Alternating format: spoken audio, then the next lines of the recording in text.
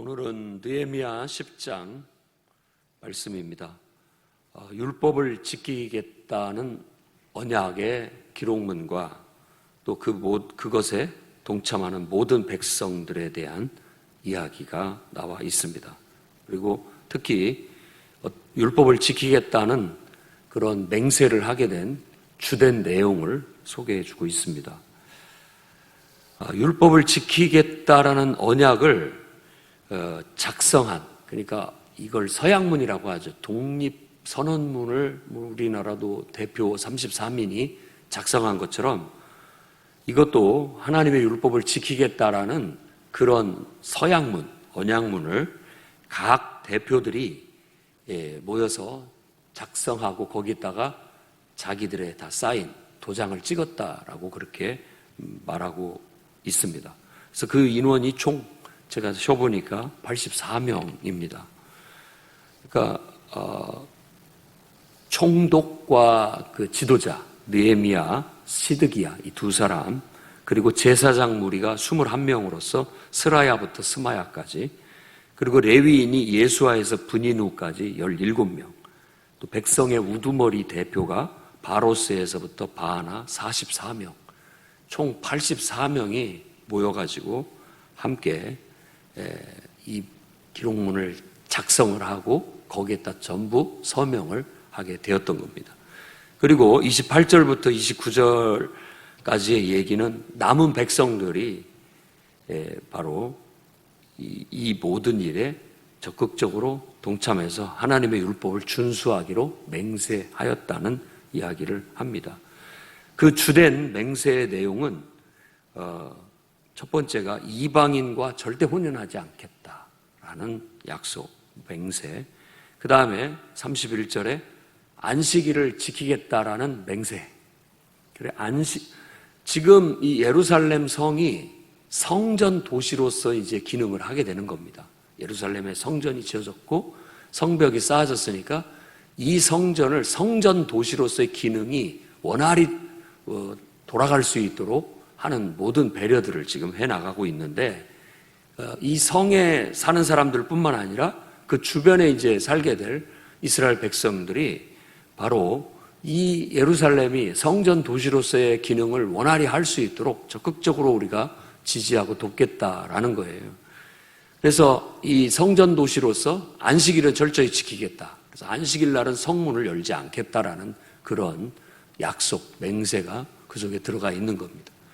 성문을 열어야 장사꾼들도 오가고 또 왕래하는 사람들도 와가서 활발하게 되어질 텐데, 안식일 날은 딱 성문을 굳게 닫고 어떤 사고팔고 하는 것들이 진행되지 않도록, 거래가 되지 않도록 그날은 쉬겠다라고 그렇게 한 겁니다. 로마가 국교화하면서 이 일요일이 사실 공휴일이 되어 예배 드리는 날로 정해졌습니다. 그리고 유대인들의 이 안식일 제도 때문에 그 토요일도 공휴일화 돼서 지금 오늘날은 토요일, 일요일은 쉬는 날로 정해지게 됐던 것이죠. 이런 것들이 지대한 영향을 미치고 있는 걸 알 수 있습니다. 안식일을 지키면서 성전 도시로서의 기능이 하나님 말씀대로 원활히 운영되질 수 있도록 그걸 지키겠다라는 약속, 그 다음에 안식년을 지키겠다라는 맹세, 안식년을 통해서 그 안식년의 목적은 땅을 쉬게 하는 데 목적이 있고, 그 다음에 모든 빚을 탕감해 주겠다.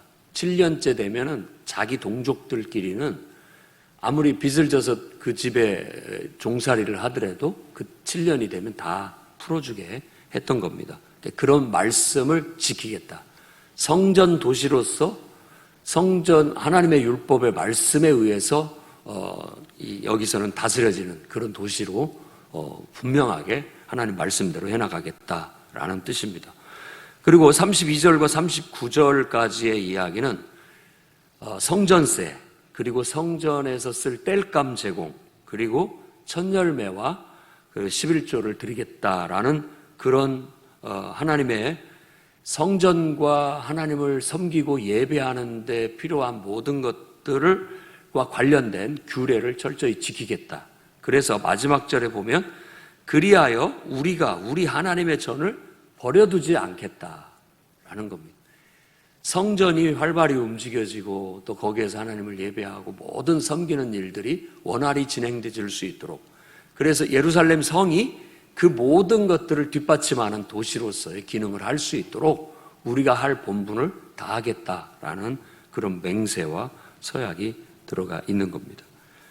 그래서 오늘날 이제 신약 안에서 예수 그리스도의 죽음과 부활이라는 것은 완전히 이 율법을 예수 그리스도의 죽음과 부활 안에서 다시 재해석하게 만들었습니다. 그래서 구약의 율법 속에 있는 민족이나 특별한 어떤 문화적인 그런 옷을 벗겨내고 예수 그리스도 안에서 진짜 참된 게 뭐냐.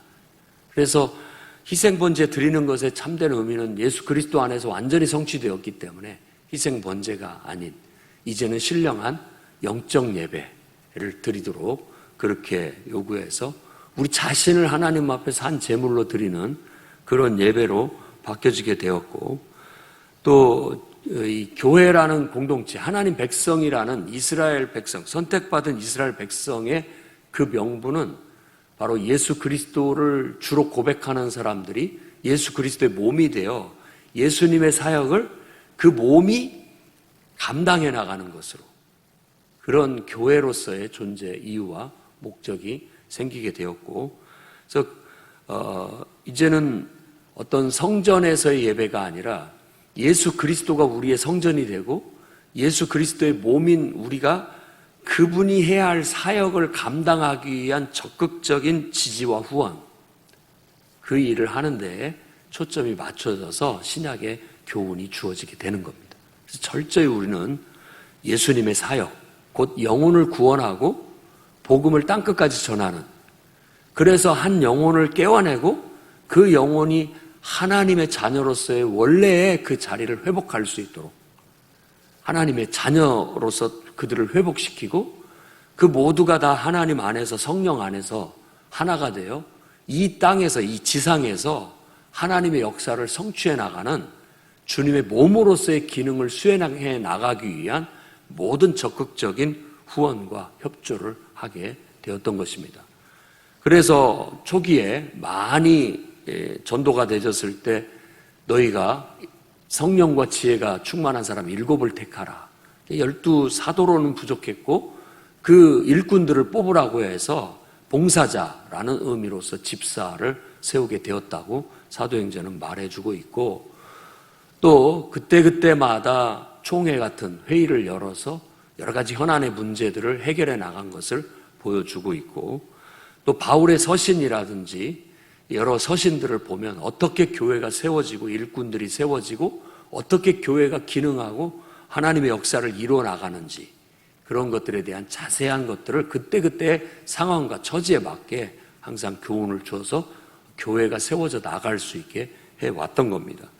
그 중에 이제 교회의 사역을 위해서 헌신하는 일꾼들을 위한 적극적인 지지와 후원, 이런 것들이 굉장히 중요하게 요구되어지고 있고, 그로 인하여 교회로서의 제대로 된 기능과 역할을 수행해 나갈 수 있도록 하는 것이 관건이었던 겁니다. 지금 예루살렘의 성전은 지어졌고 이제 그 성벽을 쌓는 것이 성벽 쌓는 게 목적이 아닙니다. 도시로서 기능할 수 있는 버젓한 도시로서의 하나의 성을 이루게 되는 겁니다. 그래서 예루살렘의 성은 이제 성전 도시로서의 제대로 된 기능을 하게 되는데, 그냥 뭐 성전만 지어졌고 제사장들만 있다고 해서 되는 게 아닙니다. 그 구성원들이 거기에서 정착해서 살 뿐만 아니라 그 사람들이 또 예배를 드리러 오고 모든 것들이 원활히 이루어져야 그게 활발하게 기능이 성취되게 되는 거예요. 근데 우리가 보게 되겠지만 말라기서에 가보면 벌써 그런 것들이 희지부지 돼가지고 성전이 제대로 역할을 하지 못하고 성전에서의 기능이 제대로 원활히 이루어지지 못하니까 그 일을 봉사하고 섬기던 레위인들 뭐 이런 사람들은 다 가갖고 자기 농사 짓고 자기 할 일 하면서 살아가는 거예요. 할 일이 없으니까. 그렇게 되는 그걸 굉장히 안타까워하면서 너희들이 성전 앞마당만 받고 간다라고 하면서 그때 당시 말라기에서 강조하고 있는 것이 바로 이런 겁니다. 성전세라든지 땔감이라든지 천열매라든지 11조. 너희들이 이러한 모든 것들을 제대로 하지 않으니까 결국은 모든 기능들이 약화되고 거기서 봉사하는 사람들이 다 그 명분을 잃어버리고 다 각기 흩어져서 다른 일을 하고 있지 않느냐라고 그렇게 지적하면서 각자의 본분을 다하도록 요구하고 있었던 겁니다. 뭐든지 목적은 하나님의 전이 내방쳐지지 않고 제 기능과 역할을 제대로 수행할 수 있도록 적극적으로 돕고 협력하는 게 예루살렘 성의 목적입니다. 그 도시가 세워진 이유가 거기에 있다라는 거예요. 우리도 행정도시로서, 행정수도, 행정도시로서 세워졌는데 이 자족 기능을 이룰 수 있는 도시가 되기 위해서는 더 많은 사람들이 모여들어야 되고 또 그렇게 하기 위해서는 그 필요한 여러 가지 기능들이 다 원활히 이루어져야 도시로서의 기능을 하게 되고 행정도시로서의 기능이 원활히 이루어질 수 있게 되는 겁니다. 근데 뭔가가 빠지게 되면 비정상적인 도시가 돼서 아마 오래가지 못할 수 있다는 것도 염려하는 바일 수 있는 것처럼 똑같습니다. 오늘날 교회는 똑같아요. 이 성전도시처럼 교회를 중심으로 해서 성도들이 쫙 모여들고 성도들이 하나님의 은혜와 축복을 받고 열심히 살면서 복을 받아가지고 그 모든 것들로 교회의 사역과 또 교회에서의 모든 기능과 하나님 앞에 수행할 사명들을 위해서 적극적으로 지지하고 후원하고 함께할 때 교회로서의 기능이 활발히 이루어지게 되면서 땅끝까지 복음이 전해지게 될 겁니다. 우리는 목적은 그거예요. 땅끝까지 복음을 전하는 것. 온 세상에. 그러면 주님이 오신다고 했으니까. 궁극적으로 우리가 소망하고 기다리는 것은 예수 그리스도께서 재림하셔서 빨리 이 땅의 악과 저주를 걷어내는 겁니다. 우리가 아무리 노력하고 또 정치인들이 아무리 노력하고 해더라도 뭔가 모르게 우리 안에 해결되지 않은 근본적인 문제가 있습니다. 질병의 문제, 죽음의 문제, 각종 이해관계에 얽힌 그런 문제들은 사실 어떤 정책을 바꾸고 뭐가를 조금 바꿔서 법안을 바꾸고 뭐 이렇게 한다고 해서 해결되는 거 아니에요. 잠깐의 증상을 완화시킬 수 있지만 근본적인 문제 해결은 예수 그리스도께서 재림하셔서 약속하신 그 나라를 우리에게 선포하시고 주실 때 가능하다고 믿습니다. 더 이상 악도 없고 저주도 없고 아픈 것이나 애통하는 것이나 눈물도 없고 죽는 것도 없는 근본적인 변화가 일어나야 진짜 하나님의 나라는 성취될 수 있는 겁니다. 그때까지 우리의 사명은 계속해서 천국의 복음을 외치고 그나마도 천국의 원리, 천국의 가르침을 이 땅에 실천하면서 세상에 빛이 되고 소금이 되는 겁니다.